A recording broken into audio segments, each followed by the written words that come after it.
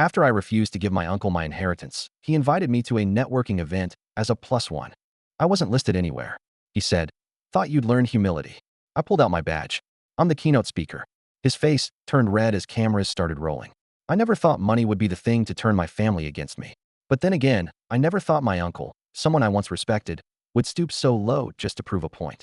If you had told me 2 years ago that I'd be standing in front of a packed room, watching my uncle's face drain of color as I exposed his little scheme, I wouldn't have believed you. But life has a funny way of humbling people. And in this case, I wasn't the one who needed the lesson. My name is Milo Vance. I'm 34, a cybersecurity consultant, and someone who has never been particularly lucky in the family department. My dad, Russell, is a decent man, quiet, logical, not one for dramatics. He made a solid career for himself in finance, always preached responsibility, and never relied on handouts. He and my mom, Diana, raised me to believe that hard work mattered, that integrity was worth more than a fat bank account, and that family should come first. My uncle Roger? Let's just say he didn't get the same memo. Roger Vance has always been the black sheep of the family, but not in a lovable rogue kind of way. More in the reckless, self-centered, and perpetually broke way. He was the kind of guy who always had a big idea that never quite worked out. At 25, he was flipping houses. At 30, it was luxury car rentals. By 40, he was jumping between failed tech startups, blaming everyone but himself for why things never took off. And yet, somehow, he still managed to live like a king. Expensive suits, luxury vacations, a new car every 2 years. Not because he earned it, but because he was good at convincing people to lend him money. My grandfather, Henry Vance, was one of those people for a long time. Henry was the type of man who believed in second chances. And third, and fourth. He loved Roger, maybe too much. Every time Roger came back with a sad story about how this time would be different, Grandpa would bail him out. It was a cycle. Roger would promise to change, take the money, blow it on something stupid, and then vanish when it was time to pay it back. By the time Grandpa hit his late 70s, he was done. He didn't say it outright. Henry Vance wasn't the kind of man to air family business in public, but he made one thing very clear in private. Roger wasn't getting another dime. I didn't think much about it at the time. Grandpa still helped him out in small ways, paid for his kids' tuition, covered the occasional emergency expense, but the days of Roger getting blank checks were over. Then, Grandpa passed away, and all HLL broke loose. The will was read a week after the funeral, and that's when Roger realized just how cut off he really was. The bulk of Grandpa's estate, his house, savings, and remaining shares in his logistics company, was split between me and my father. Dad didn't need the money. He was already comfortable, so he encouraged Grandpa to leave more to me. It was a gesture of trust. Roger? He got a modest inheritance. Enough to pay off debts, maybe start over if he played it smart. But that wasn't Roger's style. He was furious. At first, he tried to play it cool. A few weeks after the reading, he pulled me aside at a family dinner, put on his most charming smile, and said, "Milo, buddy, let's talk." I already knew where this was going. Sure. I leaned back, waiting. "Listen, I know you're a smart guy, and I know you know how much Grandpa trusted me with business. He knew I had vision. He wanted me to do great things. Right? Now, I don't want to make this weird. We're family, but I think you know as well as I do that I should have gotten a bigger cut. I mean, let's be honest. You don't need it." There it was. I sighed. "Roger, this was Grandpa's decision, not mine." His smile twitched. "Come on, Milo. You really think Grandpa wanted you handling that kind of money instead of me?" "Yes." His face darkened. "I'll pay you back." "No, you won't." "What the HLL is that supposed to mean?" "It means we both know you don't pay people back, Roger." The mask dropped. His voice got lower. "You're making a mistake." I pushed my chair back. "Conversation's over." From that moment on, it was war. Roger started calling relatives, stirring up drama. Suddenly, distant cousins I hadn't spoken to in years were reaching out, telling me how selfish I was being. I started getting weird anonymous bad reviews on my business site. My dad even got a few veiled threats about how disrespecting family would have consequences. I cut Roger off completely. For a year, I ignored his nonsense. Then, out of nowhere, he reached out again. "Hey man, no hard feelings, right? Listen, I got an invite to an exclusive networking event. Big names, high-level business leaders. Thought of you. Why don't you come as my +1? Let's put this behind us." I didn't trust him. Not for a second. But I was curious. So I agreed. When we got there, I realized my name wasn't on the guest list. Roger smiled, looking way too pleased with himself. "Thought you'd learn humility." I didn't react. I just reached into my pocket, pulled out my badge, and held it up. "I'm the keynote speaker." His grin vanished. His face went slack, then red, then some weird shade of purple. Cameras flashed. People whispered. Security noticed the commotion and started walking over. Roger panicked. This is a joke, right?" I leaned in. Looks like you're the one who needs humility. And then, just like that, Roger did what he always did when things didn't go his way. He stormed out. But this time, he couldn't pretend he wasn't the problem. And for the first time in my life, I finally understood what Grandpa meant when he said, "Some people don't need money. They need consequences." Roger didn't call me for weeks after the event. Not a text, not an email, nothing. I figured he was licking his wounds, trying to find a way to spin the embarrassment into some kind of moral victory. That was his style: never admit fault, never take responsibility, just rewrite the story until he could convince himself he had won. I should have known better than to think he'd let it go. The first sign that he was planning something came through my father. One evening, Dad called me, his voice tight with frustration. "Roger showed up at my office today." I frowned. What the HLL did he want? Dad sighed. "He was rambling about how you humiliated him, how you ruined his business reputation." I almost laughed at that. "Roger doesn't have a business reputation." That's what I said. But then he started talking about Mom. That stopped me cold. My grandmother, Eleanor Vance, had passed away nearly 15 years ago. She had been the glue of the family, the one person who could ever talk sense into Roger. She had believed in him long after everyone else had given up. And when she died, whatever was left of Roger's moral compass died with her. "What about Grandma?" I asked carefully. Dad hesitated, and I knew immediately that whatever it was, I wasn't going to like it. "He's saying she would have been ashamed of you, that she would have wanted the family to stick together, that she wouldn't have let you hoard Grandpa's money." I gritted my teeth. "Of course he's using her memory to guilt us. That's what he does." "I know," Dad said, exhausted. "I told him to get the HLL out of my office. That should have been the end of it. It wasn't." The next week, I started getting blocked calls. I usually ignored them, but after the fifth one in a single day, I picked up. "You're a disgrace, Milo." I recognized the voice immediately. Aunt Judith, Roger's older sister. Roger wasn't the only manipulative one in the family. Judith had perfected the art of self-righteous indignation. She was the type of person who never actually helped anyone, but always had the loudest opinions about what everyone else should be doing. "Hello, Aunt Judith," I said, already tired. "I just got off the phone with Roger. He told me what you did." I leaned back in my chair. "You'll have to be more specific." "I've done a lot." She scoffed. "You humiliated him in front of his colleagues. After all the generosity he's shown you." I snorted. "What generosity? The years of lying? The failed businesses? The family manipulation? You wouldn't have a dime of that inheritance if it weren't for your grandfather's company, which Roger helped build." That made me laugh outright. Roger helping build the company is like a toddler helping his dad fix the car. He made things worse, wasted money, and then blamed everyone else when it didn't work out. Her voice rose. "You need to learn respect. Your uncle has suffered enough. Roger has never suffered a day in his life. He expects handouts and throws tantrums when he doesn't get them. If you called to change my mind, you're wasting your time." There was silence on the line.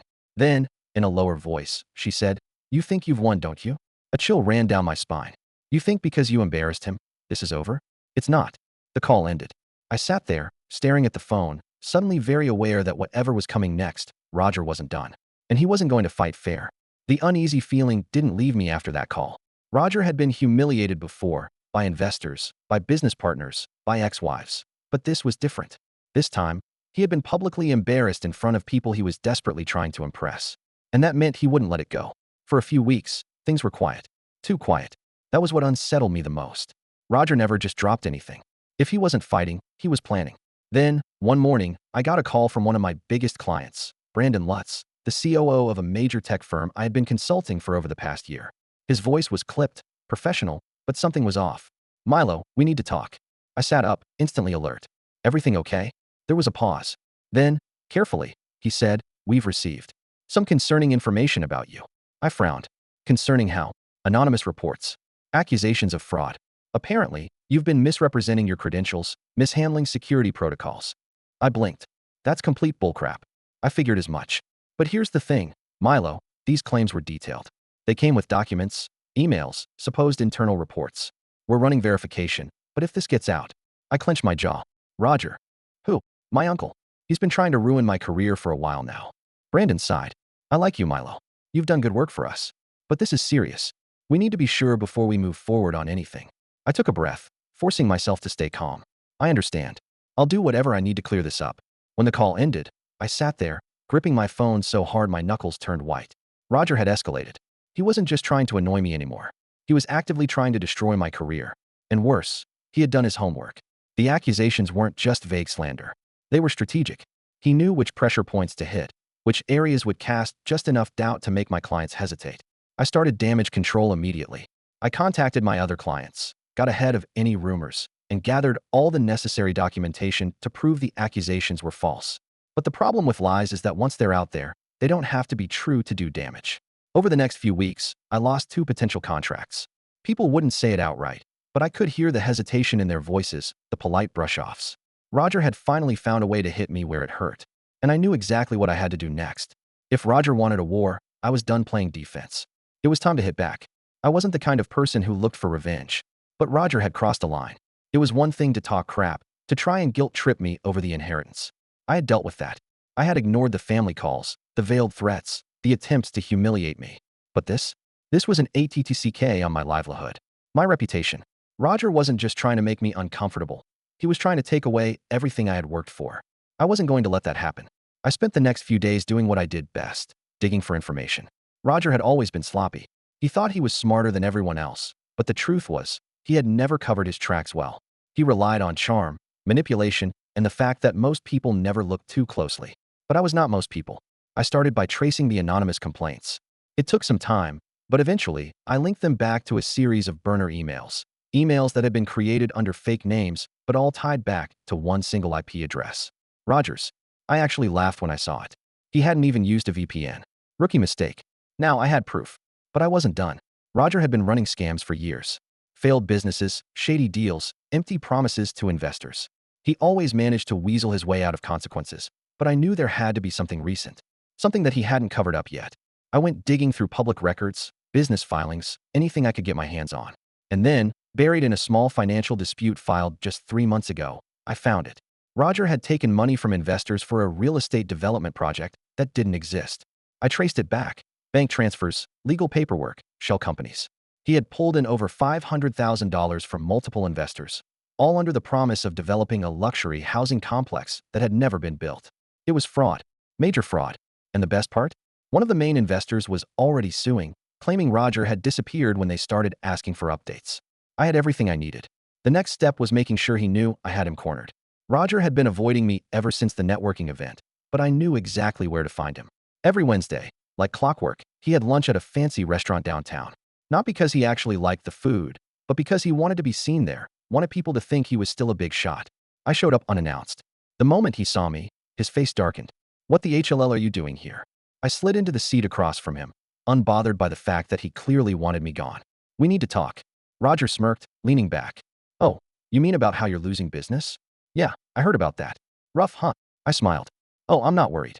I handled that." His smirk faltered. "Bullcrap. You really should be more careful, Roger."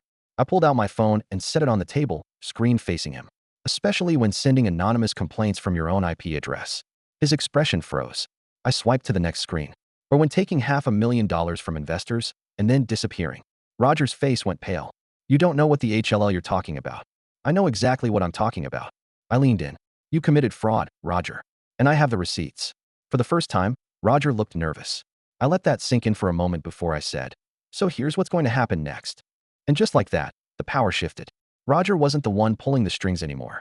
Roger's confidence crumbled before my eyes. He opened his mouth to argue, but nothing came out. For the first time in his life, he had no comeback. No charming lie, no half-baked excuse. I let the silence stretch, watched as he shifted uncomfortably in his chair, his fingers twitching on the table like he was debating whether to grab his phone and make a run for it. He started, but I cut him off. "Let me tell you how this is going to go," I said calmly, sliding my phone back into my pocket. "You're going to fix everything you screwed up for me. You're going to retract every single false accusation you made. You're going to send emails to my clients. All of them. Admitting the complaints were baseless and made by someone with a personal vendetta." Roger scoffed, trying to recover. "And why the HLL would I do that?" I raised an eyebrow. "Because if you don't, I'll send everything I found to the investors you scammed. And the authorities. And, oh, one of those investors? He's already suing you. I'm sure he'd love to know exactly how deep this fraud goes."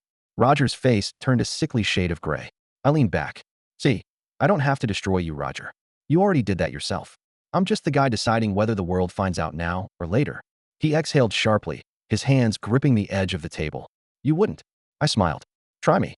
For a moment, he just stared at me. I could see the gears turning in his head, searching for a way out, a loophole. But there wasn't one. Not this time. Finally, with a muttered curse under his breath, he yanked out his phone. "Fine." He typed furiously, sending emails one after the other.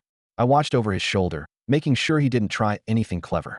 One by one, my clients got messages admitting that the fraud accusations were lies, that someone had spread misinformation in a personal attempt to sabotage my career. One by one, the damage he had caused started to unravel. By the time he was done, his hands were shaking. "There. Happy," he muttered. I took my phone out, checked my email, and nodded. "Not yet. One more thing." Roger stiffened. "What now?" I smirked. "You're going to leave me alone. Forever. No more phone calls. No more schemes. No more dragging our family into this mess. Because if you so much as breathe in my direction again, that file I have, it goes public." Roger swallowed hard. He looked at me, and for the first time in my life, I saw something in his eyes that I had never seen before. Fear. Not just fear of exposure, but fear of the fact that he had finally lost. That I wasn't just some kid he could manipulate anymore. Finally, he nodded. "Fine. You win." I smiled. "I know." I stood up, slid my phone into my pocket, and left him sitting there. Over the next few weeks, things started returning to normal. My clients reached back out, apologizing for the misunderstanding. My reputation was restored, and I even gained a few new contracts from people who admired how I had handled the situation. Roger? He did what he always did when things didn't go his way. He ran. He disappeared from family events, stopped showing up in business circles. The lawsuit from his investors caught up to him eventually, and from what I heard, he had to settle to avoid something much worse. The best part? He never contacted me again. And that, to me, was the sweetest revenge of all.